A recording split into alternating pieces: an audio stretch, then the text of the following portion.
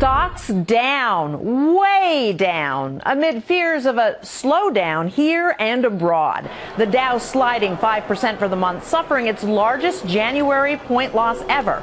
And now the minimum wage could be going up, way up. President Obama pushing private companies to raise it to $10.10 an hour. But with the economy still shaky, is this any time to be shaking things up? Hi, everyone. I'm Brenda Butner. This is Bulls and Bears. Here we go. The Bulls and Bears this week. We have Gary B. Smith, Tracy Burns, Jonas Max Ferris, John Layfield, along with David Mercer. Welcome to everybody. Okay, Gary B., wrong or right time for this? Well, Brenda, it's the completely wrong time. And here's the problem. Government telling business what to do is like me telling Peyton Manning how to be a great quarterback on Sunday. It's just apples to oranges. Look, I don't think there's anyone in government that really has a feel for how businesses work, what a bottom line is, how to improve efficiency. I mean, you know, we always raise the example of Solyndra as a bad example of a government failure, but there's about a dozen other companies, if not more. There's companies, Abound Solar, we lost $790 million. Rains Fuels, $162 million. The Chevy Volt, for example, has not budged an inch on year-to-year sales from 2012 to 2013. So for government, Brenda, to tell business what to do is just, it's insane. David, does government have a role with wages? They certainly do, and they have a history of doing so.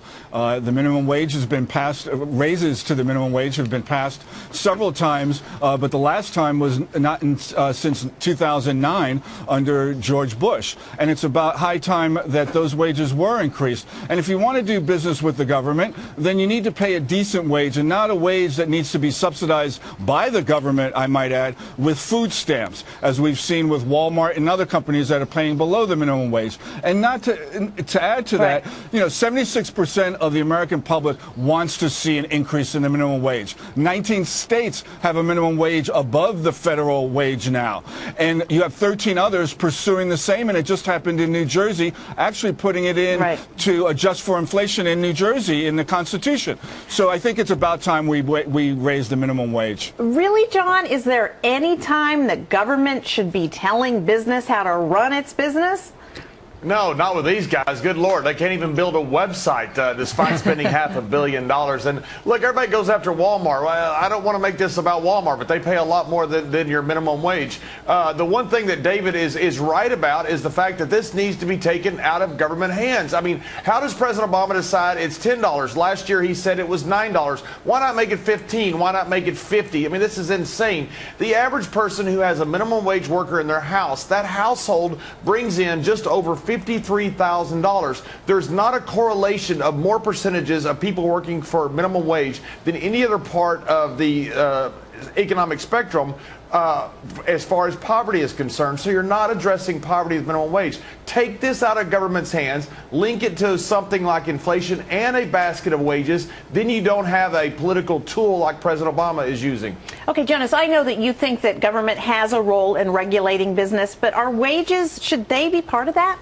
That's a tough call. I would say, at least we're not in a recession, because you wouldn't want to raise wages in a recession because you need low wages to suck up the slack labor force. But, okay, we already know the government regulates safety and environmental rules because a company might spill garbage in a river if there wasn't a rule against it. That's not the government telling them how to run the business or putting up a website for the business. That would be a mistake.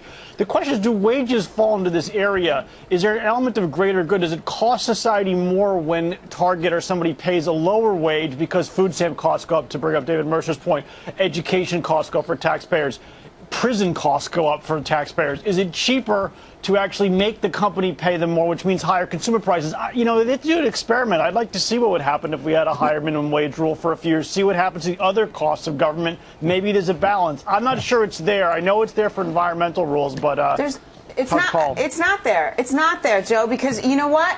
You raise minimum wage, you lose jobs at the end of the day. That means people are not bringing any money home. That means they're not adding anything to society. They're going back on the government dole. And then, therefore, we got welfare and food stamps just going higher and higher by the second. More and more people on it. Why? Because they're getting priced out of heck, the minimum wage.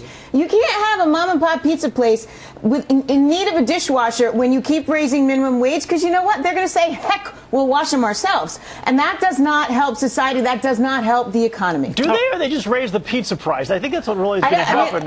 You go to fancy pizza places, not me. The little cheap mom and pops that I go to, they're not raising a slice of pizza. It's still $1.50. And the problem is we're not seeing that other people are getting jobs off of this. And I think that's the problem. And I guess when you sit in your Oval Office, you don't get to the local mom and pop pizza place all too often. You don't realize what the trickle-down effect is and how it puts people out of work instead. And what do you think about that, David? This is pretty much the law of supply and demand, isn't it?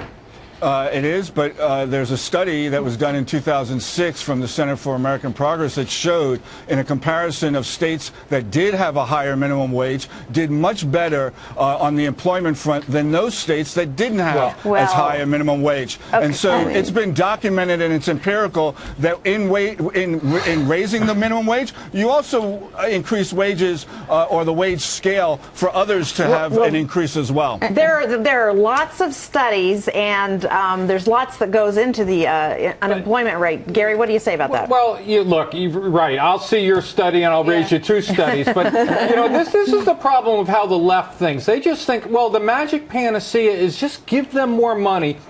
And unlike businesses, they never think about the next step. They say I have a pizza shop and I now pay my employees more than, the minimum wage goes up and I pay them. Where does the government think that money comes from? It comes from the pizza shop owner. So at the end of the year, he has less money. And what does he do with that less money? He doesn't open another pizza shop, employing more people. See, the government just thinks, pay them more money. Problem solved. It's easy. They never think like a business does. That's the problem. That's why I could go on and on with all the business failures, because they just don't get it. They only think politics and getting reelected. Well, I think you and Tracy and Jonas should start a pizza shop. I'm getting hungry. You've got to go, absolutely. Jonas, weigh in, please. I'm going to do one as well, and also pay fair wages, and we'll compete. Good. You'll be out of business in a year. Don't worry. Okay. Jonas, what do you say? Well, the price of cheese goes up every year. It doesn't put everybody out of the pizza business either. And to the original point, because the price of cheese goes up for everyone, though, Jonas. Well, that's what would happen with the minimum wage. That's the minimum wage inflation. Too. Everybody. That's my point. Is the price of pizza? I'm not denying the prices would go up with a higher minimum wage for consumers.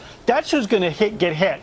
Does it create massive unemployment like in France? Maybe if we went to a $20 minimum wage, I think somewhere in the 10 to 12, then they said it's an index of inflation isn't going to destroy the economy. It will raise prices for consumers, but it might lower their taxes for things like food stamps. But the difference consumers will have more to spend. The difference is I need to buy the cheese, so I'm going to buy the cheese. I don't need to employ the people. I could do it myself. So I can be an industrious pizza owner and just be really, really busy and really tired at the end of the day and not employ people to help me, even though because I have to put that extra money into the rising cost of cheese. Okay, John, last word here.